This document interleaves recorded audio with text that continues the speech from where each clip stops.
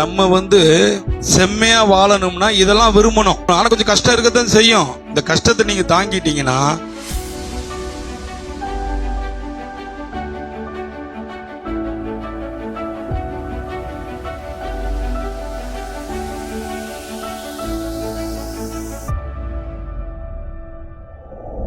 பாத்தீங்கன்னா கிறிஸ்தவ வட்டாரம் கிறிஸ்தவர்கள்லாம் எப்படி இருக்கிறான்னு கேட்டீங்கன்னா ஏழையா இருக்கிறாங்க.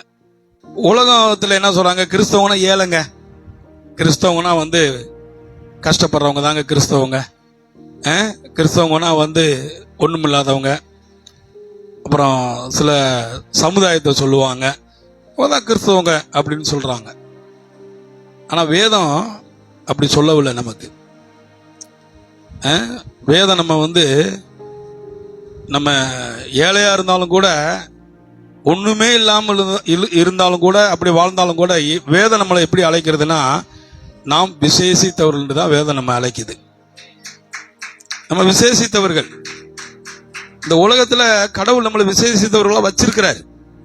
ஆனா நம்ம எண்ணங்கள் மாறாதனால, பேச்சு மாறாதனால, சிந்தைகள் மாறாததுனால நம்ம ஏழையாவே இருக்கிறோம். இன்னமும் பாருங்க, இன்னமும் ஏழையா இருக்கிறோம்.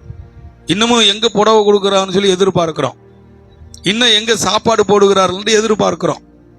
இன்னமும் யாரு நமக்கு பணம் கொடுப்பாங்கன்னு சொல்லி எதிர்பார்க்கிறோம். காரணம் நமக்குள்ள நான் யாருங்கிறத நம்ம அறியாததுனால, எப்பேற்பட்ட தேவன் எனக்குள்ளாக இருக்கிறார், இவர் எப்பேற்பட்டவர், இவரால் எல்லாம் செய்ய முடியும் என்று இவரை குறித்து நமக்கு சரியான ஒரு படம் இல்லாததுனால இன்னமும் நம்ம ஏழையா தான் வாழ்ந்து கொண்டு இருக்கிறோம். காரணம் நம்முடைய நாணம் குறைவு. நம்ம நாணத்துல கொஞ்சம் குறைவுள்ளவர்களாக இருக்கிறோம். எதை விரும்புகிறோம்னா வேலை செய்வதை விரும்புகிறோம். ஒரு முதலாளியா எஜமான வாழ்வதை நம்ம என்ன பண்ணுவதில்லை, விரும்புவது இல்லை. ஒரு முதலாளி ஆனா ஒரு 4 பேருக்கு வேலை கொடுக்கலாம், 4 பேருக்கு உதவி செய்யலாம், கடவுளை ஆராதிப்பதற்கு அது ஒரு தடை இல்லை. இஷ்டப்படி என்ன பண்ணலாம், ஊழியம் செய்யலாம். ரெண்டாவது, கடவுளுக்கு நிறைய என்ன பண்ணலாம், நான் 300 ரூபா கொடுப்பதற்கு பதில் கடவுளுக்கு 3000 கொடுக்கலாம். இப்படிலாம் எண்ணங்கள் வரும். இந்த வியாபாரம் செஞ்சுட்டா இதெல்லாம் வரும் பாருங்க. அதனாலதான் நம்ம செம்மையா வாழணும்னா இதெல்லாம் விரும்பணும்.